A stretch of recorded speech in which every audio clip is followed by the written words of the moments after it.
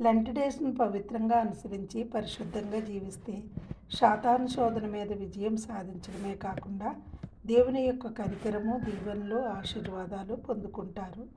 Bible గ్రంథంలో కూడా కొంతమంది 40 దినాలు ఉపవాస ప్రార్థన చేశారు. వాళ్ళెవరో తెలుసుకుందాం. యేసుక్రీస్తు వారు యోహాను చేత బాప్తిసం పొందిన తర్వాత పరిచర్య ప్రారంభించడానికి ముందు 40 దినాలు ఉపవాసం ఉన్నారు.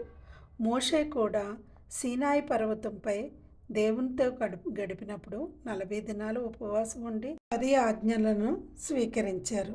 అంతేకాకుండా ఇశ్రాయేలీలు దేవునికి వ్యతిరేకంగా చేసిన పాపాన్ని బట్టి ఆయన కనికరం పొందడానికి మరొక 40 దినాలు ఉపవాసం ఉండి ప్రార్థించారు.